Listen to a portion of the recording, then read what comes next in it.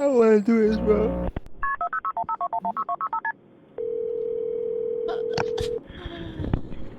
911 location of your emergency. It's in the south. Okay, what's going on? Alright, this is what's happened. It's the 7th of November, 2014. 45-year-old Joseph Parker dials 911 at 2:45 in the morning to report an urgent incident that had taken place inside his home in Springville, Tennessee. An incident that had been solely his own doing. I've been married 12 years. On the 4th, which would have been 2 nights ago at 4 a.m., I shot my wife in the temple of her head. I thought I'd killed her.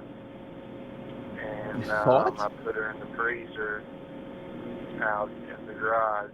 It happened on him and his wife Samantha's 12th wedding anniversary, a day that should have been a celebration, but instead had somehow ended He shot his wife and put her in a freezer, yo. in Joseph shooting Samantha at point-blank range, before proceeding to put her body inside their garage freezer. An awful crime that Joseph was now confessing to a 911 operator. But this confession wasn't the real reason for his call, as Joseph likely would have been content without ever reporting his own crime, had it not been for the fact that hours prior, he noticed something unusual. Out in the garage. When I checked on her tonight, and she's not dead. She's got a big hole in the temple of her head, and to get her body moved around in there, I think I broke her wrist. You know, she was frozen from being in the thing. She's been in this thing 48 hours now. According to Joseph, Samantha was still alive, despite having a large hole in her head and spending so long in their freezer that she was seemingly frozen solid. When he checked on her that morning, he realized that she wasn't actually dead and was even still conscious. The scenario Joseph was describing should have been impossible, with it being so outlandish that Joseph felt the need to tell the operator that this wasn't a prank. Oh, I don't like this. Call. I need somebody to get out there and help her out. He said this is not no prank call. I promise you this is a legit call, and I need damn, this is to recent help her. I mean, the other one was recent too. The other one was 2019. Hard to believe that after that, you know, but I love her. I still love her. You know, bro, why'd you do it, man? Like, bro, that's what I'm saying. Look at the chat and this bullshit, bro. Yo, they do this shit. They do this shit so when they're persecuted, they get less of a crime, bro. You talking about you loved her, you shot her, and you put her in the freezer again. He was being serious, and all he wanted to do now was get Samantha help, as he claimed to still love her despite everything he had done. And help couldn't come quickly enough, as Joseph went into greater detail about just how bad Samantha's condition was, and how he was able to determine she was alive in the first place. She's been frozen for 2 days. She's frozen solid. It's amazing she's still alive. She's getting called to move her jaw. Not a time, bro. She's in bad shape. She's a mess. She can't talk. You shot her in the fucking head, bro. Blink once means yes, blink twice means no. Despite being unable to speak or move, Samantha was still blinking, and was actually blinking in response to questions Joseph was asking her, once for yes and twice for no. And in a moment of what appears to be a regret for what he had done, he tried to make things better by giving her blankets and pouring water in her mouth. Yeah, she's still in the garage. I made her as comfortable as I can make her. She tried to drink a little water. These responses led to a lengthy one-sided conversation that ended with Joseph vowing to get her help, which he was attempting to do now as he drove miles away, clearing the scene for authorities and paramedics to save her, while calling 911 and explaining the surreal scenario. We don't have a history of domestic disputes. You know, we've never had to call the police or nothing. We just had a real bad night. Yo, you know what's crazy to me? What's up? The people in these situations always know everything about, like, how to navigate through these situations, bro. Yeah, like what to say when they're on the phone and stuff. Yeah, bro, he's describing the situation perfectly, like he had thought about doing this before. You get what I mean? Yeah. He's like, we ain't have a history of domestic disputes. Like, I'm not gonna lie, if I was this guy, I probably would not have thought to say that, bro. But he's really actively trying to help them narrow the case down so they could understand the gravity of the situation. That's because he's feeling regrets. I mean, that too. Like there is no like obviously there is no saving what this stupid ass nigga did. But he's doing what he can Yeah. to To try and save like her. recover what he did, bro. I get what you mean. I get what you mean. Yeah.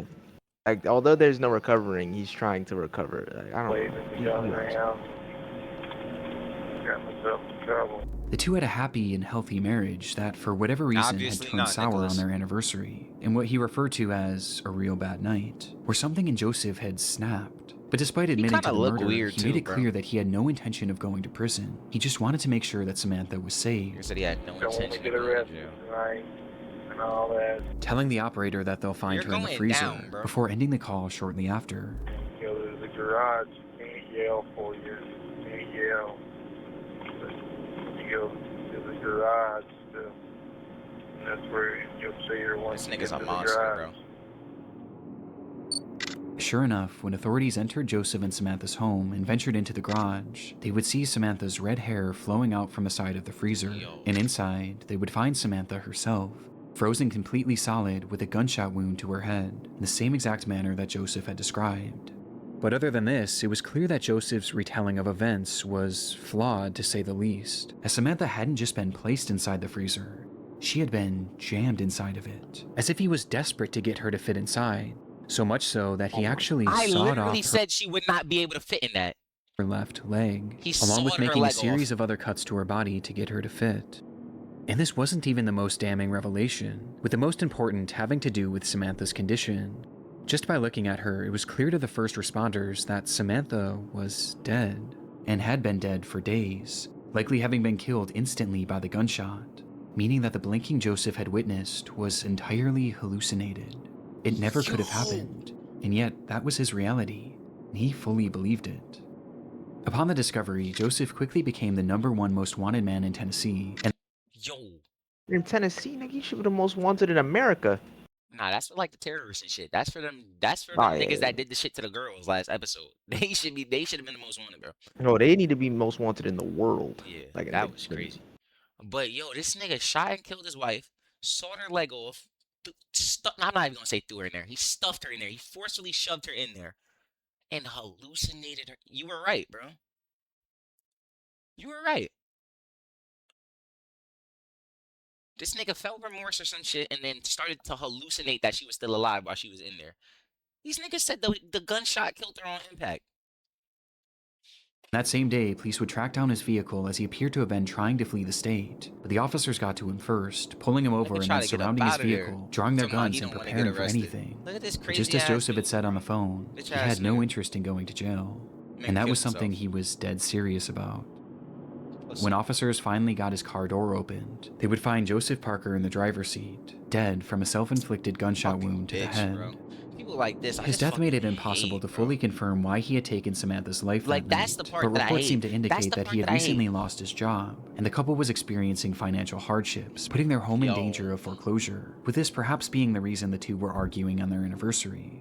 But reports also indicate that this murder didn't happen in the midst of the fight, as evidence points to Samantha having been asleep at the time she was shot, adding some uncertainty to how the situation truly did unfold. But one noteworthy discovery made after the fact was that at the time of his death, Joseph had drugs in his system, which could have been a factor in the murder itself, and it certainly was a factor in the hallucinations he was seeing afterwards, as he stood in his garage having full conversations with the frozen, mutilated corpse of the woman he had just killed, all the while truly believing it was all real, with this 911 call leaving a haunting impression on myself and the many others who have stumbled across it in the internet's darkest corners. Breaking news now. Yo, This that out was of Brandon where fucking husband fire. seemed incredible though. Like really interesting. Hello, fuck yeah.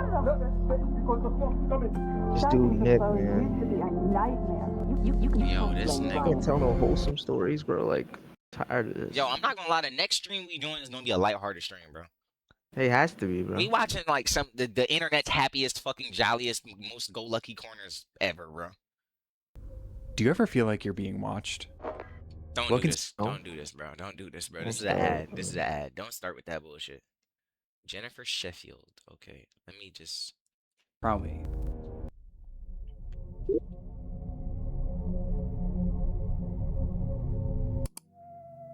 Jennifer Sheffield's life was largely encapsulated by the posts she made on social media. She worked hard. If this story ends with her getting tracked down and killed through her Instagram, her TikTok, bro, All I'm gonna say is get off the lives, bro. It's ironic because we on Twitch, but get off the lives. Stop showing your whole life studying in medical TikTok, school bro. with the hope of becoming a doctor, a journey that Damn. she documented on her growing TikTok page. But when she wasn't at school or at a hospital, her time was spent with her family. 15K. She had been married to a man named Brandon Sheffield for around a decade, and when they met, Brandon already had 2 children from a separate relationship. Though this didn't deter her in any way, and instead she took on the responsibility of helping to care for them, raising the children alongside Brandon as if they were her own for much of their lives, to the point where they seemingly started referring to her as their mother.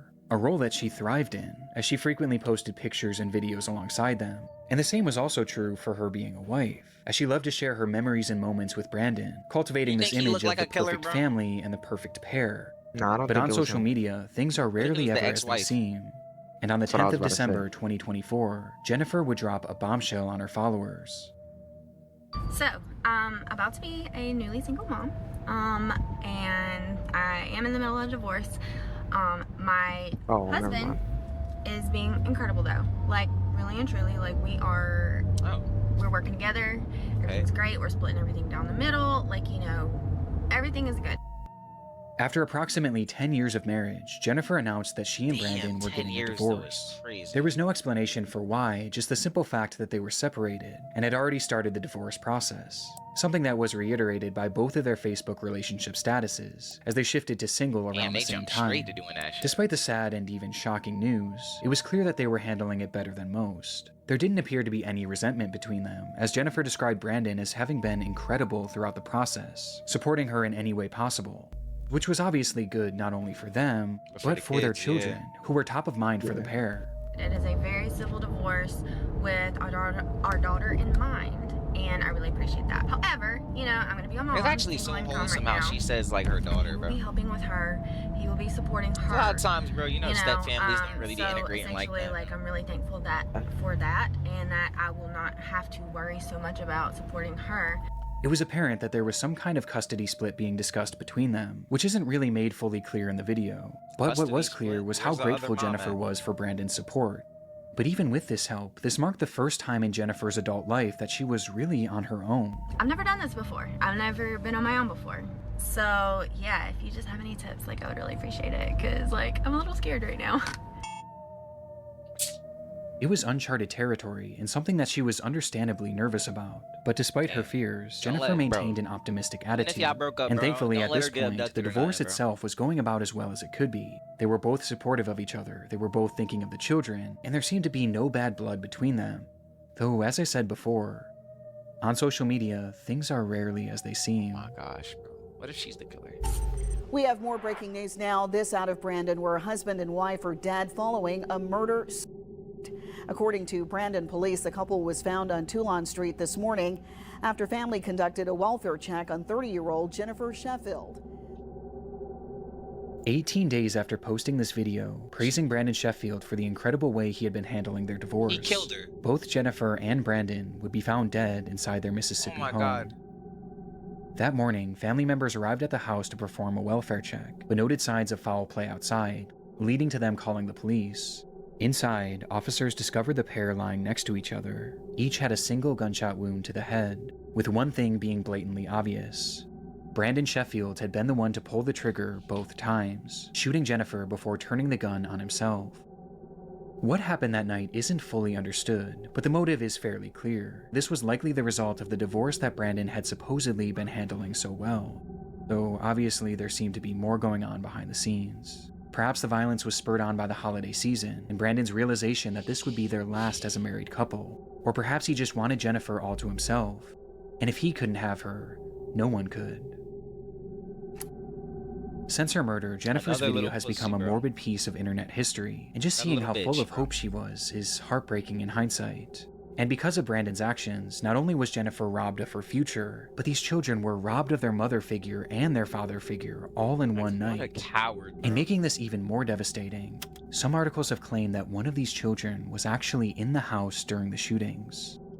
What Brandon did was nothing short of evil, but surprisingly, not everyone has seen it this way, as the discourse around this case has somehow led to people actually sympathizing with him, and even blaming Jennifer for her own murder.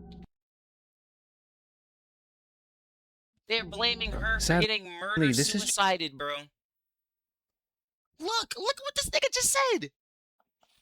See how some women are about to be a newly single mother. Like, man, already trying to put herself in the market. Nigga, she got killed. Yo, just a fraction of the disrespect that Jennifer has faced since her death. Yeah, she was grinning like she just turned 21 and is single again. Bitch had a kid and is pushing to 40. As an anime profile picture. Yeah, this nigga's a waste of sperm, bro. There have been numerous other online controversies surrounding her and her family. Though for the sake of this video, I don't want these to distract from the very real story and the very real victim at its core. A young woman who will now never get to experience the future that she was so hopeful She has such for. a, like... I had this feeling this morning for some reason to tell you that it's gonna be okay. You still have a purpose. You've got to keep pushing. You still have a heartbeat. And that means that you've got to keep going. Oh my God.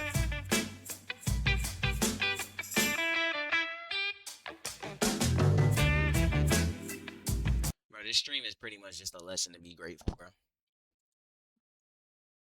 We out here sending messages to the youth, bro. Stay put. Chapter 3. It was unlike anything she had posted before. Throughout 31-year-old Rania Ibrahim's Facebook page, friends, family, and followers have been accustomed to seeing posts of her children. Family and followers. Oh, I thought that was a doll. Nah, it's 2 kids. These are real kids. I thought that was a doll, my bad.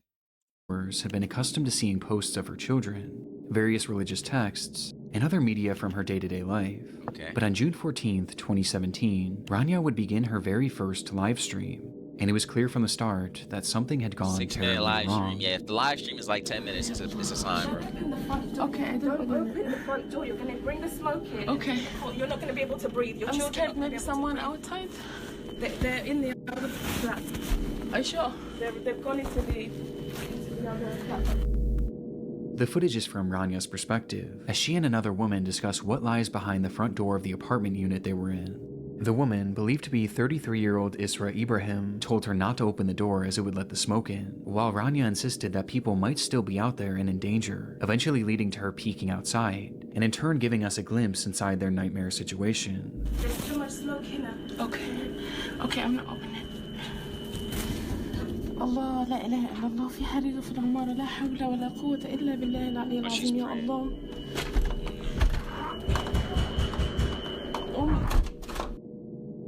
The door opens for just a split second, revealing a thick layer of black smoke, the loud ringing of fire alarms, and someone pounding on a door. Rania eventually calls out to whoever was knocking outside, beckoning them towards her. Hello, come here. Come here. Hello. Come. Quick. To which 57-year-old Gary Maunders emerges from the smog, completely covered in ash. It was a dramatic scene, and one that you can start to piece together based on the footage alone, as it was clear that there was a fire raging inside that apartment complex, and the entire floor Rania was filming on had been filled with smoke. Smoke that essentially trapped her and a few others inside this flat. Given the sheer amount of smoke in that hallway, it was obvious why the others in the room insisted on keeping that door closed. But Rania continued to hit back on this, as she didn't want anyone to be stuck out there alone. You gotta... No, because the smoke is coming. But the people outside. Yeah, let them... Hello. Close the door. Hello. Okay, I'm going out. Hello. Oh my God! I closed it. Before eventually conceding and closing the door for good. It was obvious that the situation was dire, but just how dire wasn't revealed until Rania made her way over to the window. Okay, I'm not going. Okay. العمارة ولعت من تحت. لا إله إلا الله.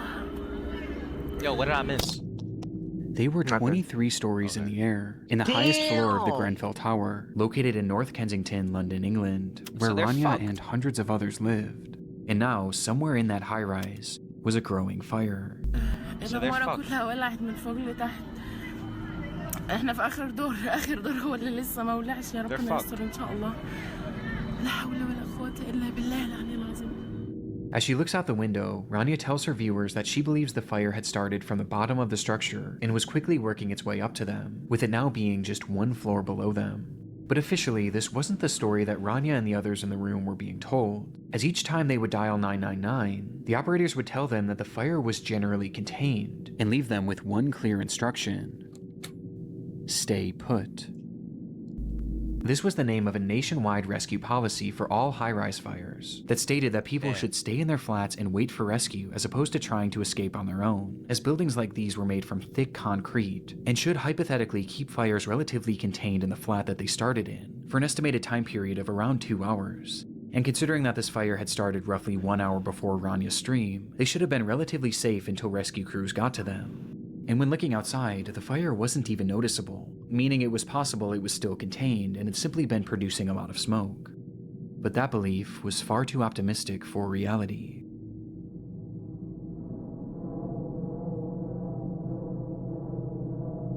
Fire brigade. Yeah, hello, hi, in the fire, flat 16 Greenfield Tower. Sorry, a fire where? Flat 16 Greenfield Tower. It's the 4th floor. Right, Alright, okay. quick. They're on their It's way burning. already. They're burning. They are burning? Oh my god. Approximately 1 hour earlier, on the 4th floor of the tower, a man called 911 to report that his freezer had caught fire. It was an incident that had happened through no fault of his own. Freezer? And due to Why his do you quick say phone they are call, burning? firefighters would arrive on the scene within minutes, Like, one he of was whom probably was just wearing a scared that camera people that was in showed that they were able to handle the blaze in a relatively efficient manner. Okay. So how did another fire start? With the camera using thermal imaging and heat sensors to assure that the fire was fully out. The camera scans around, showing a few items strewn about that were still at relatively high temperatures. But other than that, the room was completely clear, and it seemed as though the fire was out for good, until the camera panned to the window.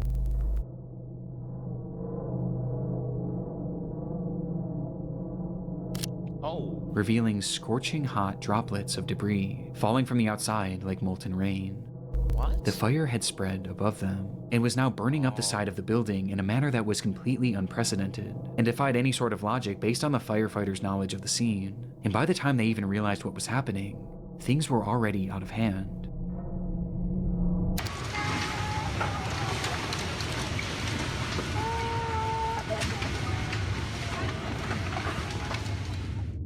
The fire was It's Hey, Gordon. penalties, and you're cooking. That shit engulfed the Really, whole Terry? building. huge, and within just that first hour, nearly the entire building was engulfed in flames. And Rania was now trapped on the tallest floor, Oh my opposite to where the fire was God. raging. And she wasn't alone. Not only were there over 100 people left in the building at this time, but 2 of them were Rania's Yo, own I'm children. tearing, bro. 4-year-old Fethia and 3-year-old Tanya, who were Oh stuck my in the same God, flat as their bro. mother and several others. With desperation mounting, some of the others called out the window for help. We're stuck on the 23rd floor! Hello! Damn, they can't even كان hear في that. لندن فين؟ There's too many people stuck upstairs!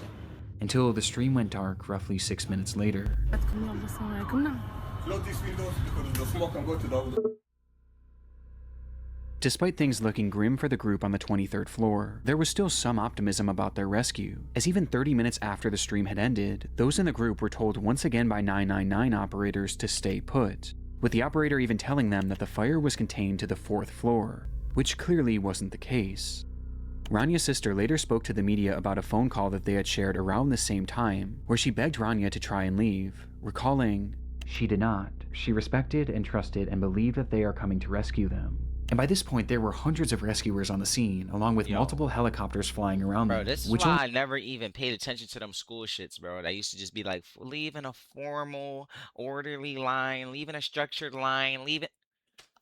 Bitch, if I see the fucking fire, I'm fucking running, bro. I'm running the other way, and I'm getting the fuck out the building, bro. And if I gotta do a swan dive out the building window and break my legs and my knees are in my chest, fuck it, bro, because I'm not burning alive. Shit, bro. At least I'm not dead. Bro, I'm not burning alive. I will not swanton burning. bomb my ass out the window, bro, and land back first, neck first, before I Nah, fucking yeah. get engulfed, bro. I'm talking perfect form swanton too, bro. Fucking I'm gonna look like, like Jeff Hardy in on. that bit. only further kept their faith alive. But tragically, this was all a cruel facade. Internally, fire crews were told not to go past the 12th floor shortly after Ranya's stream ended. They told them that it's like beyond saving. So the people can't leave, and the firefighters can't even go up to save them. Yo, like, It was just what too the fuck, dangerous. bro? What's up with And as for the what's up with these helicopters, governments in these well, those countries, trapped bro? inside would have had no idea that those were actually just police helicopters, merely used for surveillance. And they weren't even They weren't even equipped helicopters. for rescue, nor were they Wow, ever bro. considered to be used for that, as getting too close would have blown more air on the fire and made the blaze even worse, meaning that those helicopters offered them no chance at survival. They were entirely on their own, leading to authorities finally telling them to try and escape by themselves. But by this point, there was no point. This was 2 hours after the fire had started, and an hour after Ranya's stream. The fire had completely taken over the structure, and inside there was only one single stairway, a stairway that was now impossible to safely traverse for anyone on the higher floors. Even attempting it would have been a death sentence. The orders for them to shelter in place had cost them valuable time, and in turn, any chance at leaving while they could, and it was all for a rescue that was now impossible, leaving them completely trapped. Rania, Fethia, Hanya, and everyone else shown in this livestream would perish in what we now know today as the Grenfell Tower Fire, a fire that claimed the lives of 72 people, and one of the worst fire tragedies in Europe's history. And while we've covered many large-scale tragedies on this channel before, few have been more preventable than this one. The Grenfell Tower was built back in 1974, and around the 2010s, its concrete exterior was beginning to look outdated in an area that was experiencing a wave of modernization. The neighborhood was becoming trendier and wealthier, and the tower was becoming an eyesore to some. And so the decision was made by the Kensington and Chelsea Tenant Management Organization, along with the Royal Borough of Kensington and Chelsea, to refurbish the exterior by adding new siding known as cladding to give it a more modern appeal. It was purely aesthetic, but its effects were horrific. The cladding was created by a company called Arconic, which had tested it numerous times to see how it held up to fire, and the results were awful. Their ACM cladding received a grading of F, with it being apparent that it was extremely flammable, with some likening it to gasoline due to how quickly it would erupt into flames, while also producing The 3 times material the was amount of as smoke as usual flammable as fires. gasoline. But despite having these test scores and even acknowledging their failure in multiple emails sent throughout the still company, built the shit, 'cause notoriously why not? following up their F score with the line, "Oops," they not only refused to fix the problem, but they also kept selling it. Yo, with these one of their niggas clients got a mother and her children killed, along with probably hundreds of people, and they said, "Oops." being the group working on the Grenfell Tower refurbishment. And it wasn't even a secret either. Those in charge of the project wanted it done as cheaply as possible, and this ACM cladding was as cheap as it got, and so they chose it despite knowing the fire risk. And worst of all, they had the opportunity to buy a version of this product that was actually flame retardant, but they opted for the cheaper, more dangerous product, which in the end only saved them about £5,000, or roughly $6,500 USD. We're worth Arconic knowingly sold this flammable $6,000. product. The companies working on the Grenfell Tower refurbishment knowingly bought the flammable product. And in the end, it all resulted in a disaster that they all should have seen coming. And when you couple this with the flawed orders to shelter in place, and the fact that there was only one stairwell, it was a recipe for disaster. One stairwell in a building that has 24 floors. It pisses me off. Like, oh my god, bro, these stories are pissing me off, bro. One stairwell in a building with 24 floors. This shit was built for a disaster. How? Let's say let's say everybody in the building had to evacuate for some reason. How the fuck are all of those niggas supposed to get out in a safe, cohesive manner? It's gonna be trampling, falling, people stepping over each other. Oh my god. It'd be horrible. This was always going to happen. Literally, this was a always failure gonna on happen. so many levels for so many parties, and it all traces back to greed and the value of money over the lives of innocent people like Rania and her children. Despite the fire starting 8 years ago, justice has yet to be served, as investigations are still ongoing to this day, leading to an agonizing wait for all those who lost loved ones in the blaze, with the trials themselves not expected to start for another full year. Bullshit, bro. Bullshit, bro.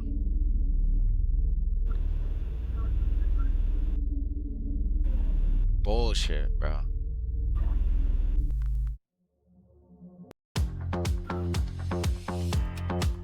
Bro, after this, bro, I'm watching something so fun and If happy. you are listening to this cylinder, I am no longer in this world. Shut the fuck up, Batman. Don't hang up. I was just about to speak about that. Oh, you thought he sounded like Batman too? Yeah. It was the usual start to the day for Rhoda McFarland. The 42-year-old manager of the Lane Bryant store in Tinley Park, Illinois, was no stranger to big sales. It's the Have It All sale at Lane Bryant. Lane Bryant had a habit of launching monthly clearance events, sending out flyers and airing commercials in the days and weeks before to let all of their customers know. And this day, February 2nd, 2008, was yet another one of these sales. She knew it would be a busy day, and potentially a stressful one for one of her employees, as that morning only one worker was scheduled to open the store, something that Rhoda disagreed with, leading to her coming in to help, even though she had the day off. She's selling But straight like I said, polyester. this was a typical morning for her, as this was just the kind of person she was, always willing and wanting to help others. And as she clocked in for work that morning at 10 a.m., We she know and her somebody who would coworker love to braced for a shop there. potential rush of You don't excited gotta say shoppers. their name, they know The who rush, they are. however, wasn't as dramatic as they may have expected, and in the first 15 minutes or so of Can you opening, wink? only 5 people had entered the store, No. 4 of which were female shoppers looking for some deals, while the 5th was a I think delivery I man can. who walked in holding a stack of papers. The man approached them and made casual conversation, but after a few minutes had passed, he kind of just lingered around, never actually delivering anything, which Rhoda found strange, especially considering that it was Saturday, a day that they typically didn't receive packages. Growing more and more suspicious by the minute, Rhoda Should call quietly placed a 911. call to a nearby Lane Bryant store, who confirmed to her Oh. that there was in fact nothing scheduled to be dropped off that day. But before she could even process this information, an incident was already unfolding around her. Out of nowhere, the delivery man pulled out a pistol and pointed it at the women, yelling at them to hand over the money from the register, before proceeding to round up Rhoda, her Wow. employee, and the 4 women shopping, demanding that they all give up their cash and jewelry. After he was satisfied with the collection, he forced the women to the back of the store, where one by one he bound them with duct tape, placing them each face down on the floor, and putting underwear over their heads to obstruct their view. In the minutes following, he would venture back out into the store where 2 other women had entered, and they too were then robbed and then forced into the back room, where they were eventually subdued. But not before he struck one of them in the face with his pistol, nearly knocking her unconscious. Pistol whipped her, bro. It appeared to be a fairly high-level robbery, but after he now had them all in the back room, the whole operation seemed to grind to a halt. It was like he didn't know what to do next, as he started pacing the room and slowly losing his cool. The minutes ticked on, and the more time that passed, the more agitated he became. It was clear that the pressure was getting to him, and sensing his disorganization, Rhoda seized the opportunity, quietly slipping her hand free, allowing her to call 911 through her Bluetooth headset. 911 emergency. We're at Despite the man being in the room with her and the others, Rhoda managed to alert authorities to her exact location, telling them to hurry and making it clear that the situation was urgent. In the background, you can also hear the robber himself, whose disheveled state is apparent as he outwardly states,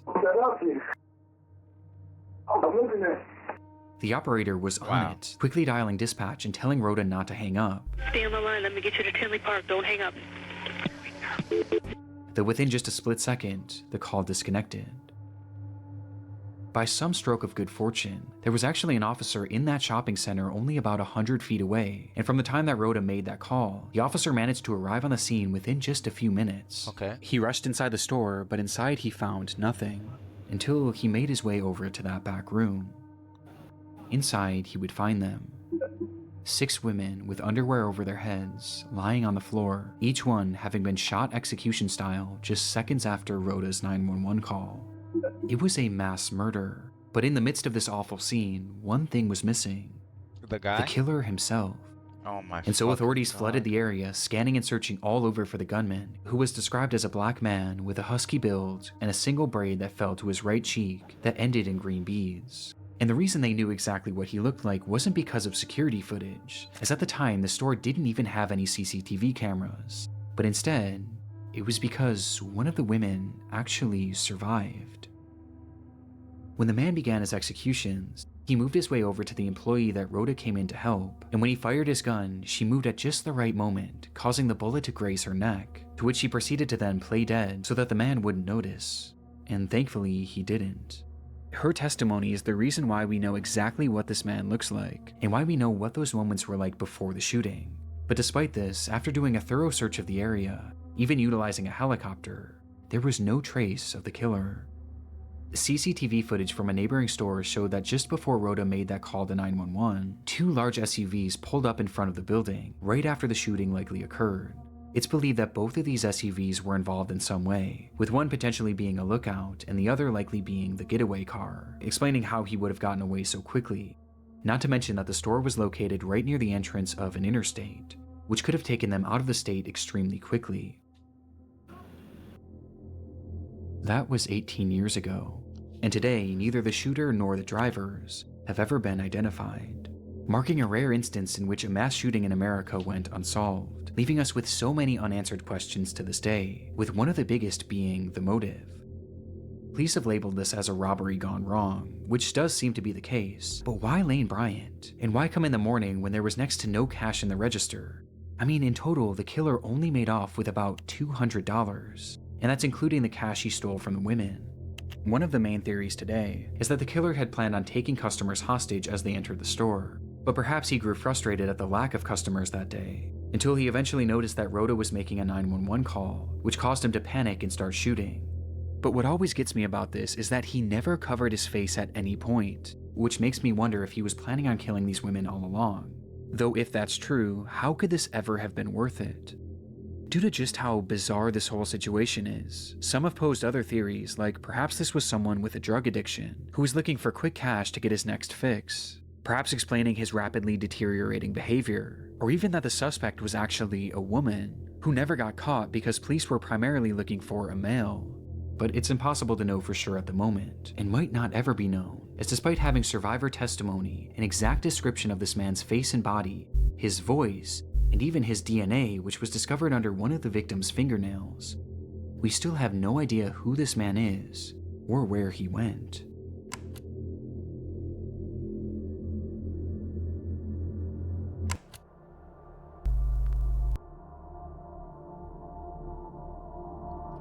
That it real quick, click off the channel, bro.